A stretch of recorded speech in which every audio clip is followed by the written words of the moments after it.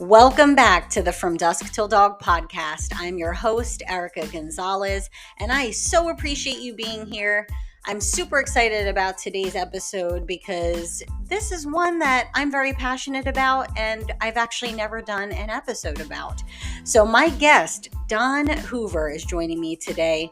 He is the founder and head trainer at UB Haven, located in St. Petersburg, Florida, and online.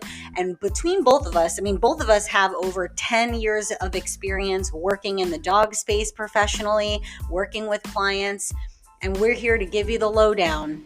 We're covering a little bit of dog trainer confessions, if you will, and essentially putting you at ease to let you know that we are all perfectly imperfect. And that includes our dogs.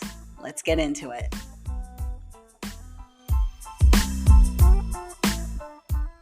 Don, thank you so much for being here.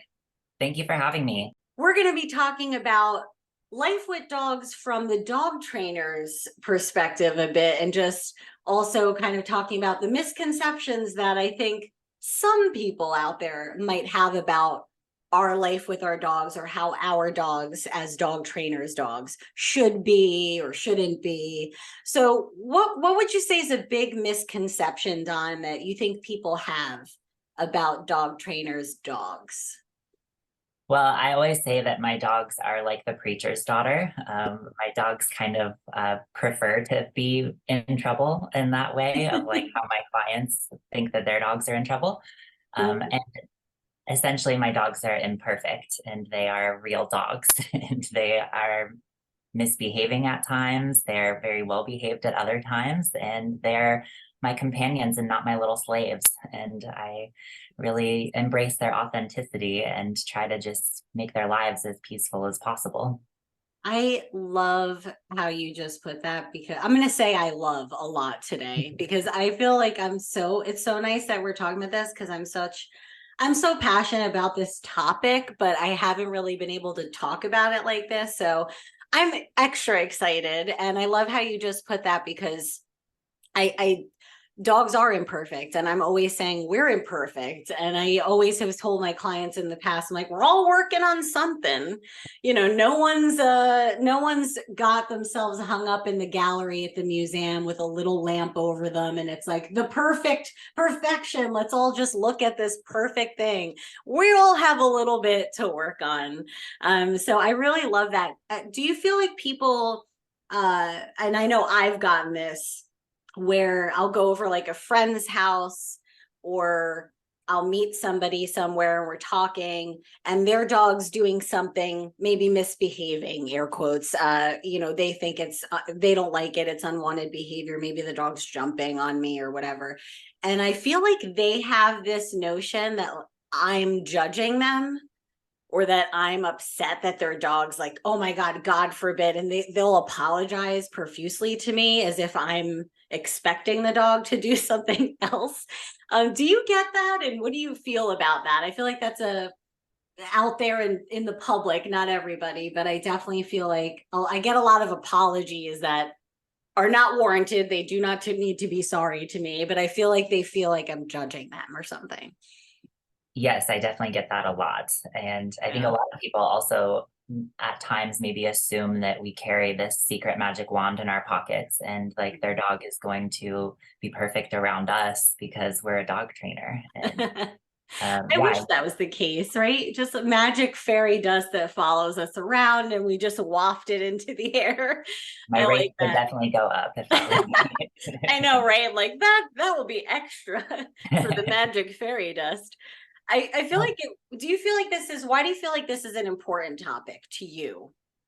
I think that there's just so much shame and embarrassment and frustration. I think those are the three main reasons that people even seek out dog trainers in the first place. But just what you were saying with our own friends and family, they are also feeling this innate shame and embarrassment and frustration about how their dogs are being dogs. And I try to just disarm that situation as much as possible and Do what I can without being a trainer. I always like to go into people's houses and not behave as a trainer and really just behave as a human being. And I'm not there to teach their dog anything or boss their dog around or boss them around and tell them what they should be doing in another way. And again, authenticity. I like when my friends and my family are authentic when I'm there. And if that means that their dog pees on my leg or jumps on me, We've whatever. been there, trust me. I've had a dog pee on my leg, guys. So that is not just a weird example. That's actually happened.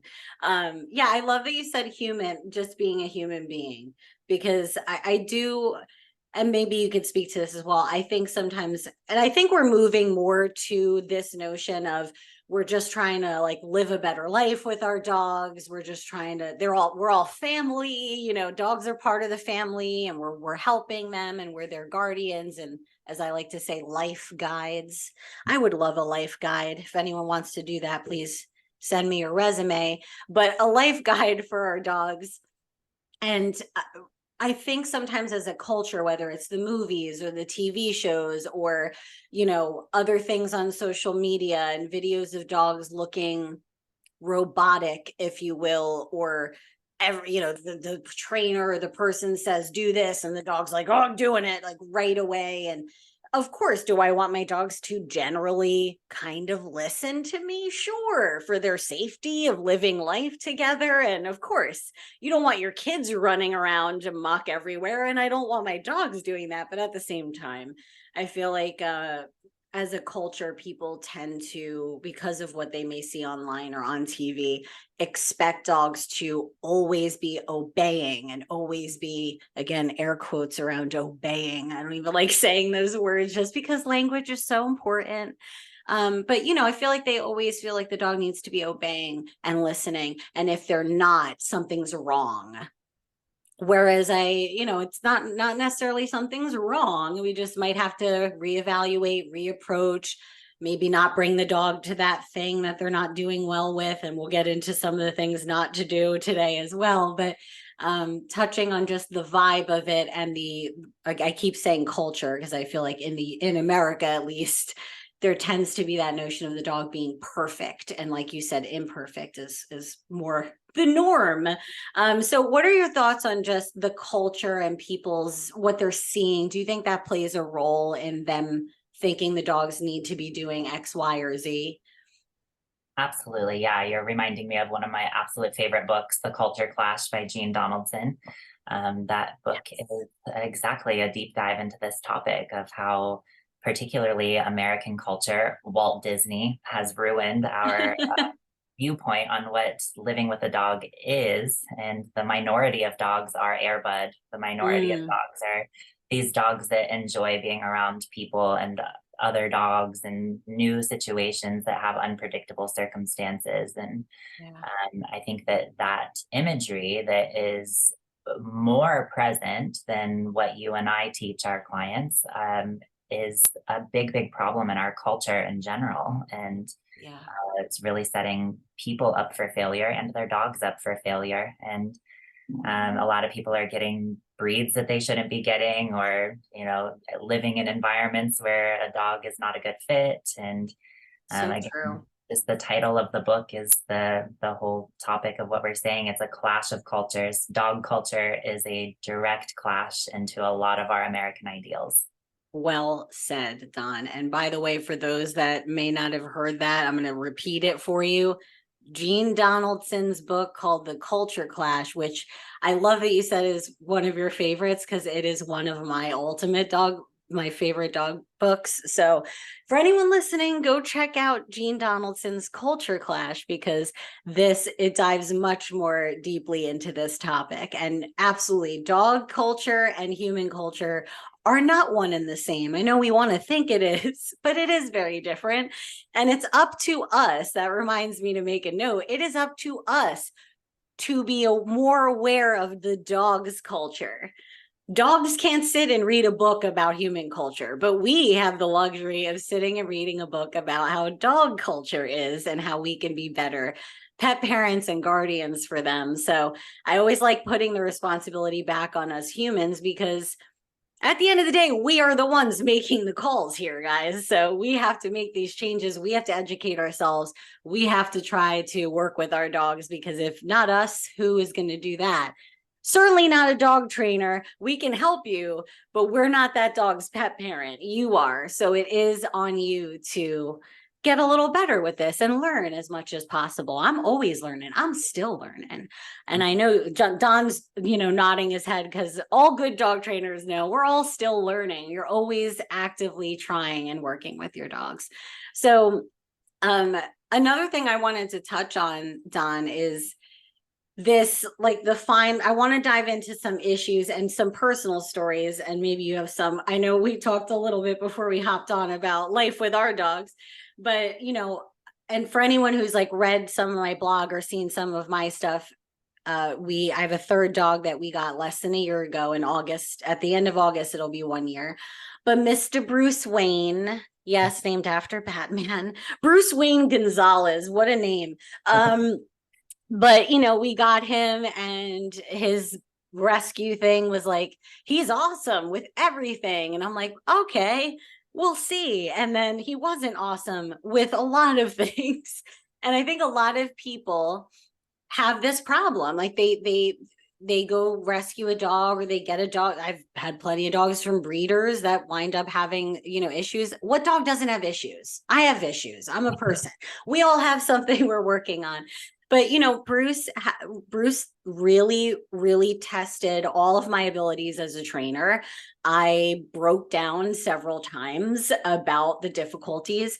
And I think a lot of people have a very similar thing. And I know you and I have both had clients over the years that get a dog. They have these hopes of bringing the dog everywhere, to the breweries and the wineries and the cafes and the parties and the family reunions and the gatherings. And that dog might not be that type of dog. Can we train it, make it better? Sure. But I feel like people think if they don't have that something was wrong with their dog, or wrong with them and their dog. And like you said, it's the exception that a dog is what we call bomb proof, where they just can be around anybody, kids and other dogs and families, and totally cool with it.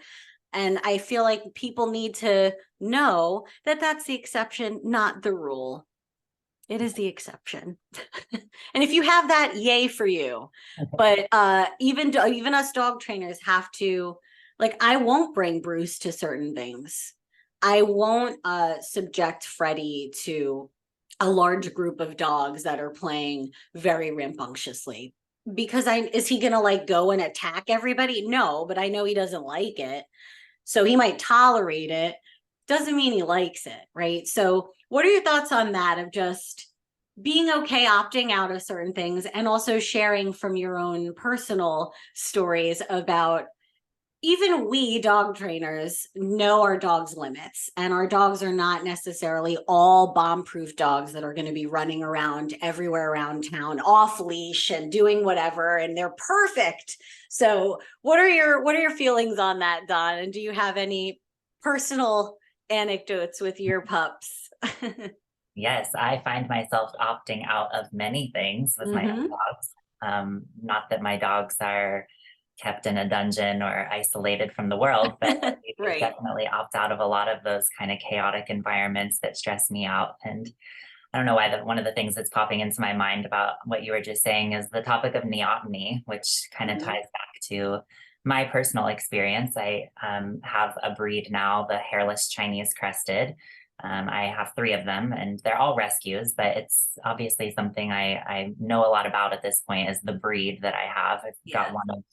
I got a senior, a middle-aged, and a younger dog, and I know a lot about the breed at this point. But before them, I had a Labrador, which is a dog that is bred to have puppy traits for its whole life. And a lot of labs just act like a puppy until they're 12, 15 years old.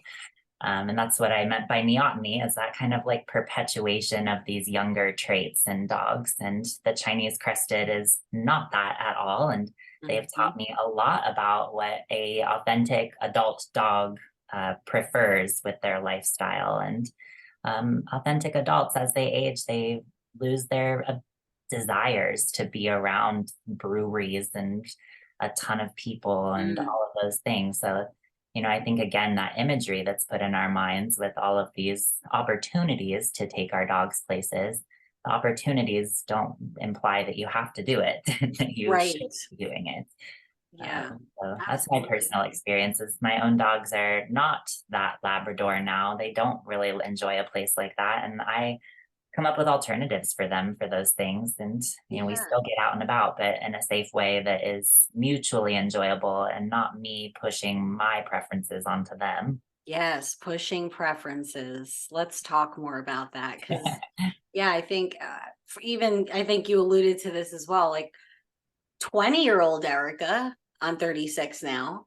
20-year-old Erica loved going out to like a club or, go have a drink and whatever. 36-year-old Erica, that ain't gonna happen.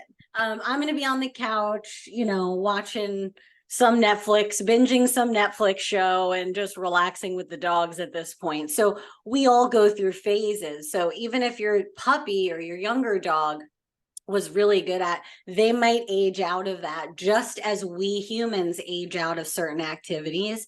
I'm very fearful of things now as an adult because I'm like, ow, that can hurt me. I don't want to do that thing. I now consider the consequences to my actions, whereas younger folks, we don't do that as much. So dogs, I feel like as well, learn to assess things and maybe they rather stay home. Maybe your dog's always been like that too, but I think it's important that we note dogs might also evolve and change and adapt to their surroundings and might wind up not liking something anymore that maybe we thought they enjoyed. And the other thing is, I always say, don't mistake tolerance for enjoyment. Because we tend to push a lot of our preferences, again, culturally, at least in America. Well, I want to go to the brewery and I see my neighbor who brings their dog to the brewery and they seem to be living it up. So I should be bringing my dog there. And I think it's important we ask the dog, do you want to partake in this activity? I don't think we take time as the humans to really think about that. And it's more, that's my goal. So how can I get the dog on board versus what's the dog feeling like here? And how do I get myself on board with them? So I feel like reframing that's so important. So it's so good that you touched on that. Do you, I'm going to ask a wild card question because now I'm curious too, as I have a number, but whether it's dog parks or breweries or dog beaches or even just high traffic streets, areas where there's a lot of people walking, cars and things on wheels, what percentage ish, no one's quoting us here, but what percentage ish of dogs would you say are really the party going gal that's just gonna love all of that and really be enjoying the whole thing? Because I feel like the percentage is very low. Would It's you got to agree? be, yeah, absolutely. It's got to be around like 3 to 5%. I mean, Yeah, it's I feel like, more than that. And again, they age out of it. So it's yeah. like you might get a dog because your friends take their dogs to the brewery and your friends have labs and you get I don't know, a chihuahua and Yep. you bring your dog out to these places and your dog doesn't behave the same way in a Mhm. year's time or 2 years time or whatever. And Yeah. so again, it's hard to say because we here in St. Petersburg, we're known to be a very dog friendly city. There's Right. dog bars here. You can bring your dog to almost every restaurant. We have outdoor dining everywhere. And it's just like a very hustle and bustle environment with dogs everywhere. And there's a lot of dogs tolerating it. And Mm. then there's a lot of dogs that randomly have a big issue. They have all these neutral experiences over and over and over again. And then one day they snap at the waiter and it Mhm. appears to everyone around them that this came out of nowhere. But it's like, no, that's been brewing for a That's while. been brewing. I was just gonna say, pun intended, that's been brewing for a while. Yeah, so it's got to be in that lower under 5% in I my agree. experience. Yeah, I agree. In my opinion as well, I feel like it's very low. It's less than 5%. And there's party goers, there's senior citizens who still might be partying it up human wise or dog wise, but that's normally not, again, not everybody's an individual, and the dog, same thing. So I also want to touch on, as you said, you used to have a lab, and what was your lab's name, Don? Bailey. Bailey. And Bailey would, love going out, doing whatever. And I think this goes to, in the dog training world, the my last dog syndrome of also people getting a little heartbroken of, well, my last dog was great with people, or my last dog loved to go to the family barbecues every Saturday, or my last dog this, and their current dog is not that, and they feel again like something is wrong, they're not doing enough, or the dog's messed up and what have you. And we're here to say, guys, listen, everyone listening, me and Don are here to help you feel better, that your dog does not need to be perfect in public or in private. No one is. It's okay if you need to opt out of certain events with your dog. Maybe you go without them. Maybe you use your dog as an excuse to not go at all, which is a very good excuse if you have animals sometimes and you don't want to go to a certain event. I think it's important that we tell people that our dogs are not perfect either. So I know when I first got Freddie, he was very leash reactive. He would lunge at the end of the leash for pretty much anything. A leaf blowing, a person getting out of a car, a dog, definitely, if they were walking by, someone was walking their dog. I mean, he was just killing himself at the end of the leash there. And I had to work with him for a long time on that reactivity stuff and just his stress levels around certain stimuli. And a lot of that was me avoiding a lot of things and keeping a really big distance between things and accepting that that's what it needed to be, versus forcing him in and like flooding him with things he might not be interested in. And now, could I bring him somewhere without him like lunging on the end of the leash? Yeah. Would he love being there though? Probably not. So just because your dog is quote unquote seemingly behaved, right? They're sitting, they're still, they're not barking. You also want to look at their body language and look at your dog and really ask yourself, is my dog really enjoying this outing at all? As I feel like a lot of times, again, back to the tolerance thing that we think is, if the dog's not snarling, lunging, biting, freaking out at the waiter at the brewery or whatever, that they're loving life. And there's a big middle point in between those two, right, Don? Yeah, definitely. Neutral experiences compound into bad experiences, in my opinion. So Yeah. your dog doesn't get something good when the waiter comes and they just see the waiter, then eventually they're not going to like the waiter. They're going to say Yeah. It's like, this guy keeps coming and interrupting us over here. Yeah, like I feel that, I also want to note that just because we're saying, it's okay to opt out, also we're not saying that we shouldn't be training, right? So let's talk about the fine line of like, okay, we want a well-behaved dog. We want our dogs to be okay generally in public, or generally around, seeing somebody down the street or seeing another dog and things like that. So how would you define like the line between opting out, our dog's not loving it, we don't need perfection, and also, but we should be kind of training? Do you have any thoughts on that?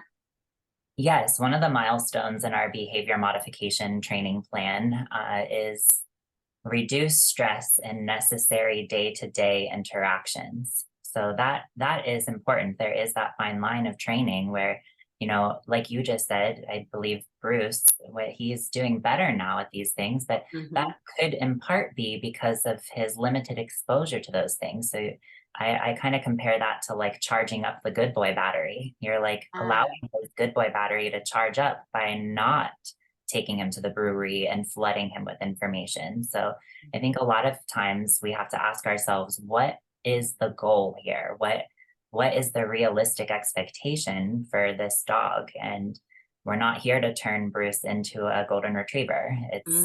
We're here to make sure that he can go to the vet and not freak out if he sees a dog in the lobby, or that he can take a walk with you if that's part of your lifestyle. But everyone's lifestyles are different. And I know with me and my own dogs, I when I got my 13-year-old dog now, I was in my 20s and I was a mess and I didn't like have it all together. Not that I have Right. it all together I now, know. but It's like I'm still working on having it all together. hey, absolutely.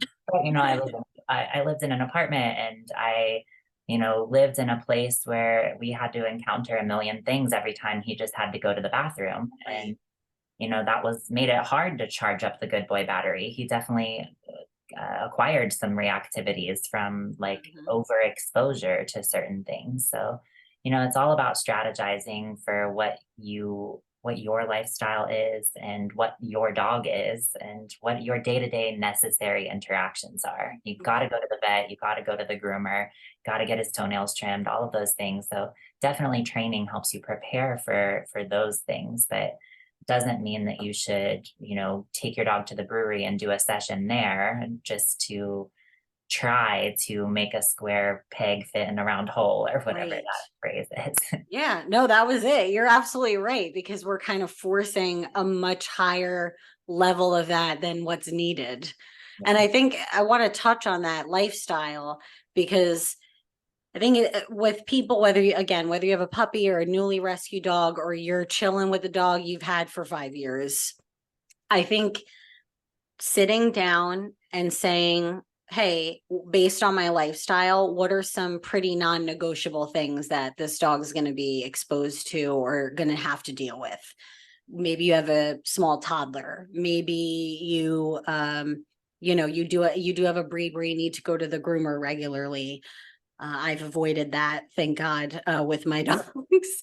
I have Chihuahuas and then the pit bull, so I'm doing their grooming here, thankfully.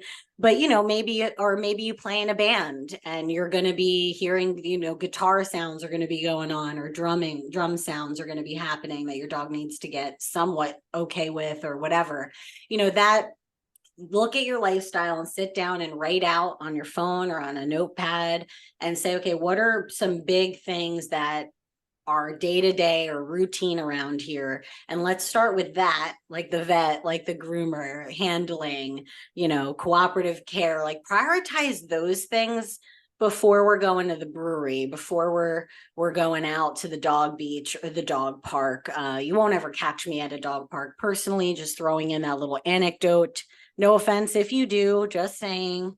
I got asked once, I'm all over the place, I don't care, I'm bringing this up. I got asked once that if I had a quote, because so this thing, they were doing like an article about dog parks and they were looking for quotes from certain trainers, and it was like, what's a quote about dog parks? And I was like, I remember this quote to this day. It was something like, I said, well, there's a lot I can say about dog parks, but what I will say is you won't catch me at one.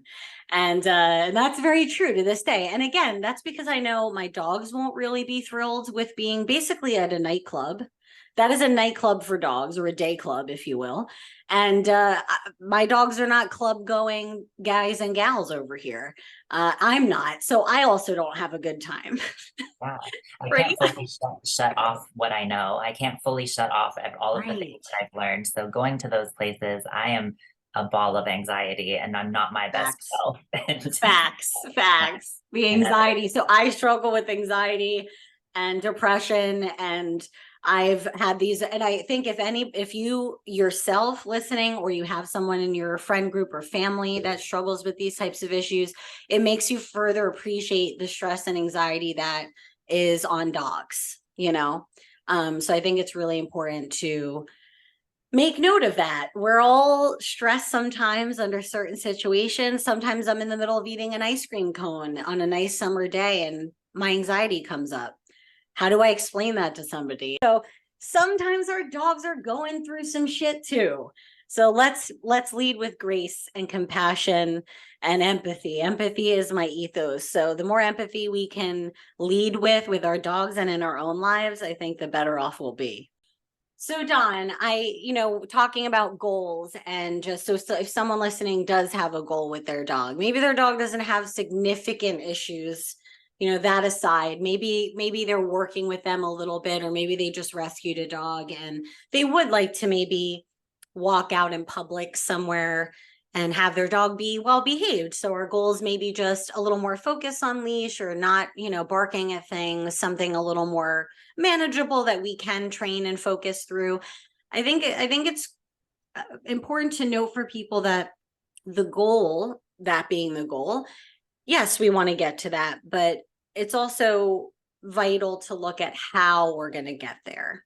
So back to the culture thing and every dog seemingly perfect that we see online, or that split second we watch our neighbor walk by and their dog looks so well behaved and we're so jealous and annoyed that our dog's acting a mess.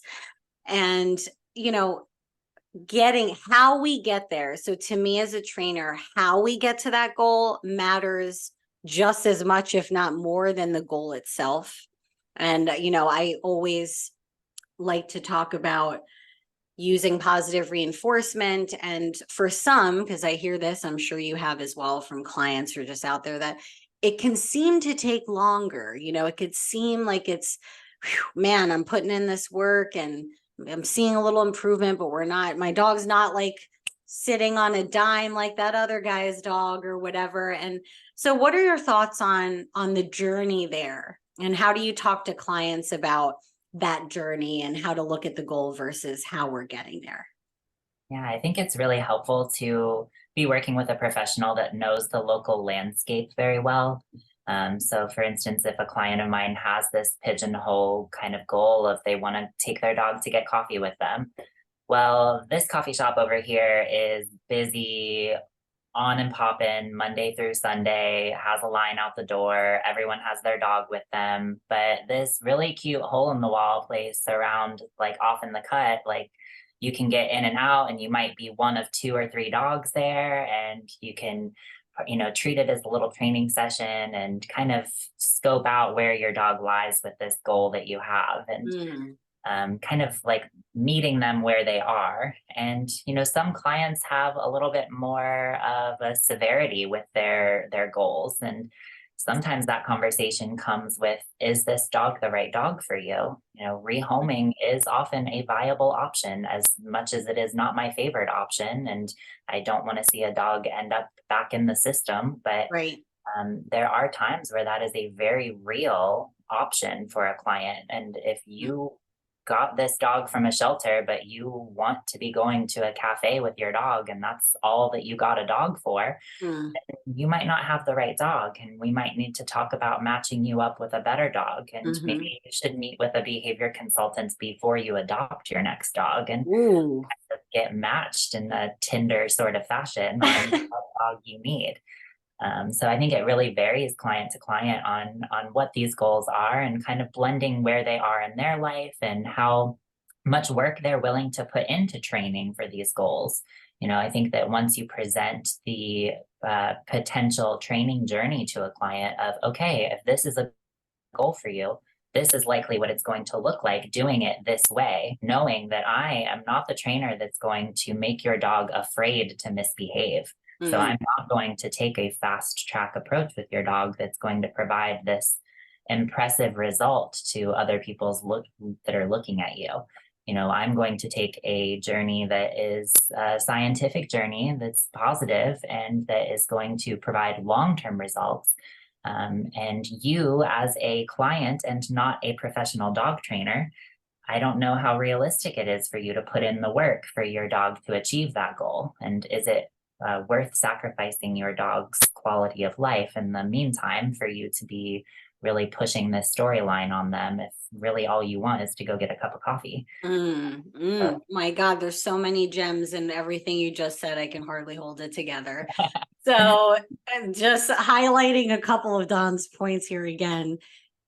There is never a better time to call a trainer or behavior consultant than when you're thinking about getting a dog, because I do feel that, again, no one's fault. It's just how it happens. I feel like we get excited to get a dog. We go find a cute dog we want. We get the dog. We bring the dog home. And then we're like, oh, shit, this is going to be some work here. And then they go and go, "Oh, local dog trainer near me." And that's where they call us. And I'm happy. We're happy to help you then, of course. But it's a good message to put out there that you can hire a professional to help match you, like you said, in the old Tinder sort of way, match you with the right companion, help you pick out an appropriate dog for your lifestyle, for your goals. So important. And I feel like that's such an underutilized. I could probably count on one hand of people who have hired me prior to picking the dog up, and I just wanted to hug them and adopt them myself and take them home because I love those people. But yeah, I think looking at lifestyle is important, and I think making sure that, yeah, you want to use positive methods, and like you said, the fast track thing. I like using analogies, as many of us dog trainers do, of, if you, again, back to anxiety, something that I'm very well versed in, unfortunately. Don, me and you, we got this, right? I feel like if I were to see my therapist for the first time, 2 times, 3 times, 10th time, doesn't matter, and I was like, hey, therapist, I have anxiety in this situation, or in general, which is my situation, just for whatever reason, um, you know, can you get this fixed by next Monday? That's kind of the equivalent of your dog having anxiety about something, or not liking to go to brewery, or they are snapping at the waiter or whatever. And you're like, hey, dog trainer, I have a thing next month and I want my dog to be able to come. Sure. Could we work on that? Absolutely. Can we try to see if the dog can get better? Given that maybe it's not like a huge behavioral problem, but what I'm trying to get at is there's no quick fixes for anything in life. There's no quick fixes for anything, whether it's health, money, like everything takes time, effort, consistency, patience, and all that. So your dog's training and your dog's life with you is no different. You can't cure anxiety right away. You can't lose 30 pounds in 2 days. You can't, and if you can, it's usually an unhealthy, not great, risky behavior. And you're winding up probably with the same problem again later. Yeah, and I think you and I probably combat, a similar type of trainer. That I know Mm-hmm. the largest dog training company that I know of. Their name I won't say, but it's something along the lines of, "If I say sit, you better sit. God damn it!" And those trainers will show you impressive demonstrations, and they will show you how quickly they can make your dog comply with being Mm, cafe. But your dog is afraid to make a mistake. And eventually, a mistake is going to happen that is going to be much more drastic than what you've witnessed so far. And right. also, where are the ethics? Where does ethics come into play on how Mm. you scare your dog into going into a cafe with you? Whose best interest is that in? Right. And I love the word demonstration, because that's a great word for it, right? You go to these fairs, or I go to local, we all have them, our little local fairs, and tables are set up, and there's always somebody there there's, whether it's a dog training company or something or other, and there's a dog, and it's basically like, hey, look how amazing my German Shepherd can sit on this mat for 4.5 hours without blinking. And it looks really impressive. It really does. To the average Joe walking by, they're going, wow, this dog is so well behaved. And again, using an analogy, there are kids that are very well behaved out and about because they are scared.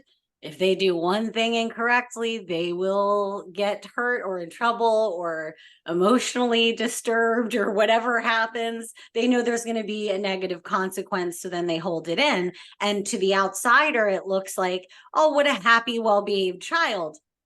Again, happy is, I don't know about that. They might look a certain way. That doesn't mean that they feel a certain way. And I think what you and I are getting at with this is dogs deserve to be asked how they feel a little bit here. Like, we need to check in with them. And I also want to mention, I've had so many clients that when they call me and they're comparing to a neighbor's dog, this is a story I hear a lot. And it's like, well, my neighbor's dog walks by and he's just right next to him. That dog is just perfect. And I go, okay, you're only seeing that. This is like Instagram highlights, like you're only seeing 5 seconds of something. You don't, I'm like, that dog's probably shitting all over the floor in there in that house, or killing all the bunnies in the backyard and driving that pet parent crazy, or they jump up all over the guests and scratch the hell out of them. And everyone hates going to their house. You don't know the rest of the story. So I make up these other like not so great things that might be happening over there to put in perspective. And you're only seeing a glimpse, or you're only seeing a finished product. And again, how we got to that finished product is very, very important. So it may take a little longer using positive methods, and I would argue many times it doesn't take longer, but some people, some clients might feel like it, based on what they're seeing out there, that this is a little more time consuming, but we're doing it the right way. And that's what's important. So I do love that I want to see if I have, hold on. I want to see if I have any other anecdotes. Both of my dogs, I put Bruce in his crate today. He's not allowed out into the general population during podcasts yet, because he is a rowdy, he's a little rowdy one, and he likes to try to rile everybody up while I'm recording and like play in here. And it's quite funny, but very loud. So I do want to bring up another, no offense to Bruce, but he's my scapegoat a little bit for these stories. But he came to me with a lot of behavioral issues, and he's doing so much better. But one of those issues was resource issues, resource guarding. Obviously, I've worked with resource guarding dogs for years now, but never one of my own. And boy, is that frustrating. For a moment, dog trainer Erica had to go, holy shit, this is what my clients have to do. This sucks. And, and I had to start the process. And for those listening, I want to tell you, Bruce is not cured. Bruce is not perfect. Is he better? Is he, my barometer, for those that may know this, that have worked with me before, is less shitty. He is less shitty about it, which is amazing. Perfect. We're doing lovely. So, he's significantly better. He hasn't barked or growled at any of the other dogs. I manage it. I don't just let my other dogs run around him while he's trying to chew on something, because that wouldn't be a good idea. But when there are little moments where before he would probably have a strong reaction to something fairly minimal, nowadays he's much more tolerant about it. He might move it out of the way, or he might just like give a weird look, and then I'm like, all right, we're time to move it along. But I want to bring up, like, I'm still working through stuff with him. And other than Jade, my senior one-eyed dog now, she's just, I don't know how much she can hear or see these days. She's just living it. She's just there. She's amazing. She's always been bomb-proof. But I got her as a puppy. We were talking about this before, Don, like she was my first dog trainer, Erica dog. And so, she is bomb proof. She's amazing, but that's, again, the outlier. Then I got Freddie, and he was all messed up too. And now he's in that area, but that took us years for him to like age out of stuff and train him out of stuff. But Bruce is still under a year of having him, and he's an adult dog. I don't know how old he is. He's got gray hairs, so he's not a puppy.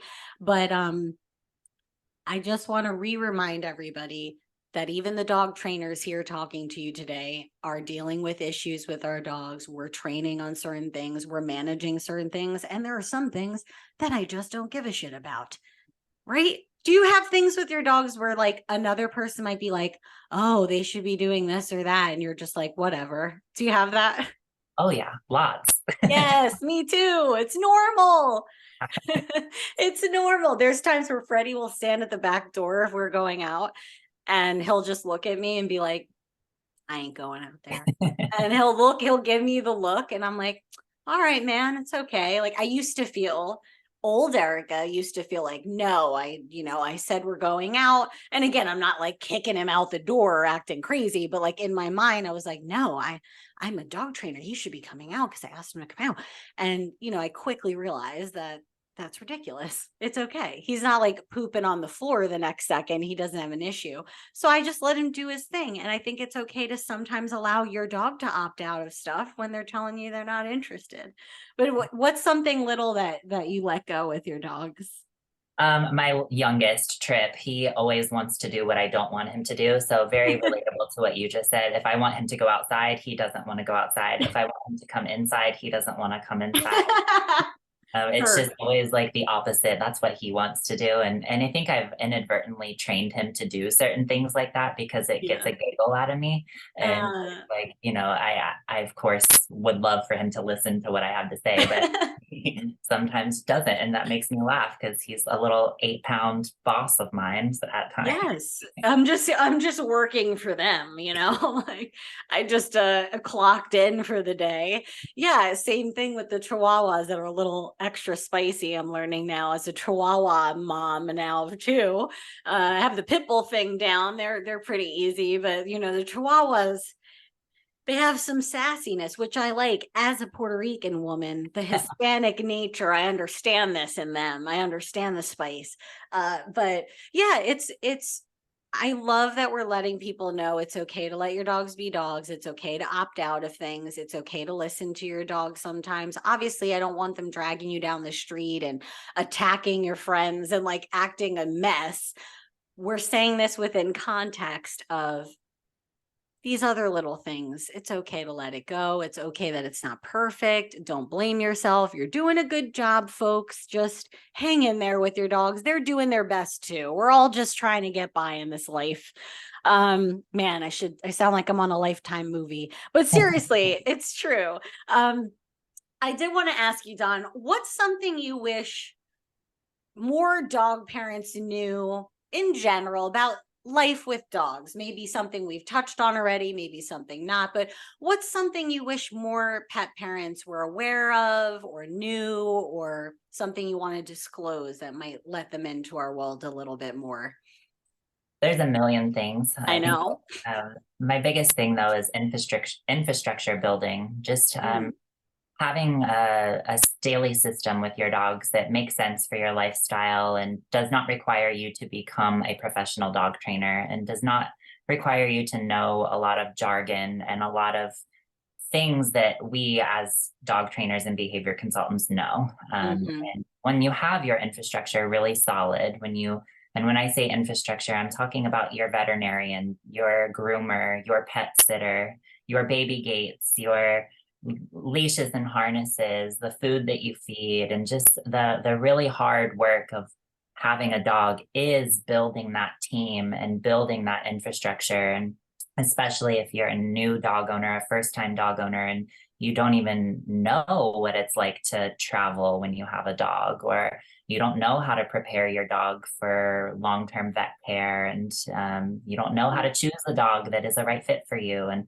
all of those things. So I think that just knowing how to prepare yourself ahead of time, and know that the American ideals, what you see on TV, what you see with your friends and family, what your parents did with your dogs growing up, it's probably all wrong and it's probably all backwards. And really try to look at owning your dog as not owning a dog, of Right. really living with a mate and a partner that you choose. And it is a partnership and there's give and take on both sides. And Mhm. yeah, just be prepared for the unexpected, always be prepared to pivot and Mhm. embrace all of the changes that come with your dog's aging and all of those things. But infrastructure is the hard part, I promise. And after that, everything gets easier. Infrastructure. That is such a great takeaway from this episode. Infrastructure, and I think that's kind of going into my biggest thing also, which is management. So I'm such a big management person, and I feel, and I know that you agree with this being a trainer. It's like without management, I feel like nothing. I'm going to say this. I feel like nothing is going to go as well as it could if you don't have proper management and infrastructure in place. Because without that, it's, you know, you're flying without a map here. Like you're just flying off the edge of your seat. So whether you have whatever your dog's issue is, whatever you're trying to improve, whatever goal you have, management and infrastructure should be at the top of your list before you're concerned about anything else. And I want to share before we go today a little bit of my management. And Don, if you have any that I might bring up for you that might get a memory for something, please let me know. But I, as a trainer, I want to disclose this. Let me count. I have, so one thing as part of my management is treat stations around my house.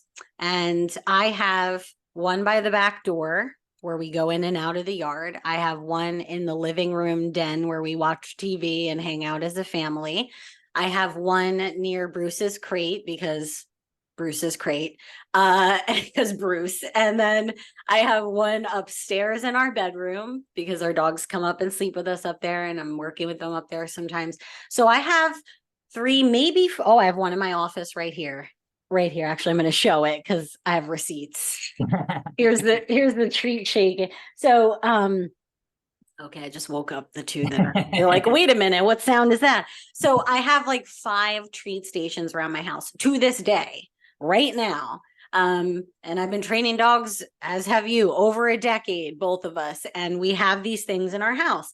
I have a leash handy on the back of the door that has the harnesses and leashes and collars or whatever we need to go on a walk, or if I need to like leash up my dog real quick because someone's at the door or whatever.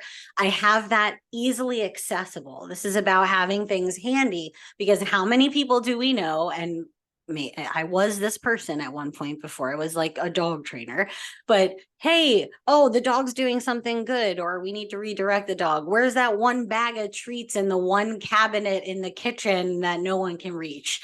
And by the time we get the damn thing, it's over. We missed it. Okay. So have these things handy: gates, crates, leashes, playpens, put them behind a closed door, whatever you need to do to help make it a little bit better, a little bit easier for you and your dog. Management, infrastructure, that's what matters. So whatever issue you're going through, be prepared for it. Like you said, be prepared for the unexpected. And I feel like that should puts your stress levels down. So I know with my anxiety stuff, if I need all the what ifs, so if I have everything with me, I immediately feel better, even if I don't need it. So we rather you have it handy, have it ready, and not need it than you need it and you don't have it going. So awesome. Infrastructure management. That's our little takeaway. All right, cool. This has been such a great conversation, Don. I so appreciate you coming on. Where can people find you? At u.b.haven on Instagram. We post a lot on there just to share information about dog lifestyle coaching, and ubhaven.com on the World Wide Web. Love it. The interwebs. Go check out Don, doing great work over there. Thank you again. And absolutely. And as always, take care and talk soon.